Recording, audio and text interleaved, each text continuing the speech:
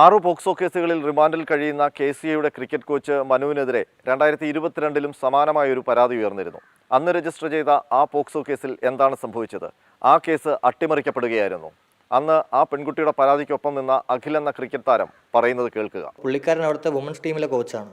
ഒരു ദിവസം രാത്രി എൻ്റെ ഫ്രണ്ട് എന്നെ വിളിച്ചിട്ട് പറഞ്ഞ്, എടാ ഇതേപോലെ കോച്ചിൻ്റെ ഭാഗത്തുനിന്ന് മിസ്ബിഹേവിങ് ഉണ്ടെന്ന് കൊച്ചു പറഞ്ഞു. പിറ്റേ ദിവസം പോയപ്പോഴേക്കും ആ കുട്ടിയും വേറൊരു കുട്ടിയും 12ഉം 10ഉം ആണ് പിള്ളേരെ വയസ്സ് എൻ്റെ അടുത്ത് വന്ന് കാര്യം പറഞ്ഞു. അപ്പോൾ തന്നെ അതൊരു വീഡിയോ, ആ കൊച്ചു പറയുന്ന 2 പിള്ളേരും പറയുന്ന വീഡിയോ മൊബൈലിൽ റെക്കോർഡ് ചെയ്തിട്ട് കൺട്രോൾമെൻറ്റ് സ്റ്റേഷനിൽ കൊണ്ടുപോയിട്ട് ഇപ്പോൾ ഈ കുട്ടിയുടെ അച്ഛനും അമ്മയും തമിഴാണ്. അപ്പോൾ അവർക്ക് മലയാളം എഴുതാനും വായിക്കാനൊന്നും അറിയില്ല. അപ്പോൾ ഞാൻ തന്നെയാണ് പെറ്റീഷൻ ഹാൻഡ് റിട്ടേണിൽ എഴുതിയിട്ട് കൺട്രോൾമെൻറ്റിൽ കൊടുത്തു. നേരെ ചൈൽഡ് വെൽഫെയറിൽ പോയി. ചൈൽഡ് വെൽഫെയറിൽ പോയപ്പോഴേക്കും ഈ കുട്ടിയെയും കുട്ടിയുടെ അമ്മയും മാത്രമേ അകത്ത് കയറ്റിയിട്ടുള്ളൂ. അപ്പോൾ അവിടെയും ഞാൻ തന്നെയാണ് ഹാൻഡ് റിട്ടേണിൽ ഒപ്പിട്ടിട്ട് ഞങ്ങൾ 8 പിള്ളേരുടെ ഒപ്പും കൂടി ഇട്ട് കൊടുത്തു. ഞങ്ങൾ അവിടെ 8 പയ്യന്മാരുണ്ടായിരുന്നു കട്ടയ്ക്ക് നിന്ന്. അപ്പോൾ ഞങ്ങളെ ഒപ്പും കൂടി ഇട്ട് കൊടുത്തു. അപ്പോഴേക്കും അവർ പറയുന്നു, ഒന്നും കൂടെ ആലോചിക്ക്, ഇത് വലിയ പ്രശ്നവും കൂടെ നിൽക്കാനൊക്കെ ആൾക്കാരുണ്ടോ. അപ്പോൾ അവർ ഞങ്ങളെ ചൂണ്ടിക്കാണിച്ചു, ഞങ്ങളെ പയ്യന്മാർ. അപ്പോൾ ഞാൻ അവരടുത്ത് പറഞ്ഞു, ഇനി ഞങ്ങൾ നിന്നോളാം, കുഴപ്പമില്ല എന്ന് പറഞ്ഞു. ഞാൻ അന്ന് വിചാരിച്ചെന്ന് വെച്ച് കഴിഞ്ഞാൽ എത്ര പേര് ഇവൻ മൂലം ഇത് നശിച്ചിട്ടുണ്ടാവും എന്നാണ് ഞാൻ ആദ്യം വിചാരിച്ചത്. ഈ കേസ് കൊടുത്ത ആളെ ഞാൻ അവിടെ ഒരു ദിവസം പോലും പോലീസ് ക്വസ്റ്റ്യൻ ചെയ്യണം, അവിടെ വരണമെന്നും കണ്ടിട്ടില്ല. അറസ്റ്റ് ചെയ്യപ്പെടുത്തിയിരുന്നോ?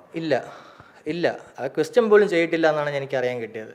ആ കേസും ഇല്ല എന്ന് നിലനിൽക്കുന്നില്ല, മനസ്സിലായത്. ഞാൻ പിന്നീട് അറിഞ്ഞത് സെറ്റിൽമെൻറ്റ് ചെയ്തെന്നാണ്. കാശിൻ്റെ മുകളിൽ ഒന്നും പറക്കത്തില്ല എന്ന് പറയുന്ന പോലെയാണ്. ഇതെല്ലാം മണിയുടെ ഒരു പവർ തന്നെയാണ്. മനുവിനെ മാറ്റി നിർത്തിയായിരുന്നു? ഇല്ല അന്നൊന്നും മാറ്റി നിർത്തി. എൻ്റെ അറിവിൽ മനുവിനെ അവിടെ നിന്ന് മാറ്റി നിർത്തിയിട്ടില്ല. ഇത്രയധികം പെൺകുട്ടികൾ പരിശീലനത്തിനെത്തുന്ന KCA ആസ്ഥാനത്ത് ഒരു സുരക്ഷാ ക്രമീകരണവും ഉണ്ടായിരുന്നില്ലെന്ന് അഖിൽ പറയുന്നു. ഈ സാഹചര്യം മുതലെടുത്താണ് മനു പീഡന പരമ്പരയ്ക്ക് മുതിർന്നതെന്നാണ് ഇപ്പോൾ മനസ്സിലാകുന്നത്. എന്ത് വേണമെങ്കിലും അവിടെ കാണിക്കാൻ പറ്റും. കാരണം ഒരു CCTV പോലും അന്ന് വർക്കിംഗ് അല്ല അവിടെ. ഒരുപാട് പിള്ളേർ ഇവിടെ വരുന്നുണ്ട് അപ്പം കളിക്കാൻ വേണ്ടിയിട്ട്. ഓരോ പിള്ളേരുടെ പേഴ്സണൽ വാട്സപ്പിൽ മെസ്സേജ് അയക്കും, ചിലപ്പോൾ അമ്മമാരുടെ വാട്സപ്പിൽ മെസ്സേജ് അയക്കും. സൺഡേ ഉച്ചയ്ക്ക് 2 മണിക്ക് പ്രാക്ടീസ്, ഉച്ചയ്ക്ക് 1 മണിക്ക് പ്രാക്ടീസ്. 1 മണിക്ക് 2 മണിക്കൊന്നും അവിടെ ആരും കാണത്തില്ല. വർക്കിംഗ് ഡേയ്സിലേ അവിടെ ആൾ കുറവാണ്. അപ്പം ഈ പറയുന്ന ഹോളിഡേയ്സിലൊക്കെ ആലോചിച്ച് നോക്കുക, സ്പെഷ്യൽ പ്രാക്ടീസ് എന്നാണ് പറയുന്നത്, മനസ്സിലായത്. എന്നിട്ട് ജിംനേഷ്യത്തിൽ കൊണ്ടുവന്ന് ബാക്കിൽ നിന്ന് പിള്ളേർ കരഞ്ഞുകൊണ്ട് ബാക്കിൽ നിന്ന് ഇറങ്ങി വരുന്നത്.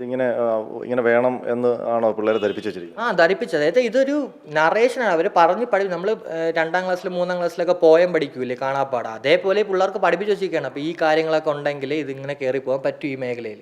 അന്ന് പരാതി പറഞ്ഞ അഖിലടക്കമുള്ള കളിക്കാരെ പുറത്താക്കി. പിന്നീട് അവർക്ക് ക്രിക്കറ്റ് കളിക്കാനുള്ള എല്ലാ സാധ്യതകളും കൊട്ടിയടക്കുകയും ചെയ്തു. അതേസമയം പീഡന പരമ്പര നടത്തിയ മനുവിന് അവിടെ പെൺകുട്ടികളുടെ കോച്ചായി തന്നെ തുടരാൻ അനുമതിയും കിട്ടി.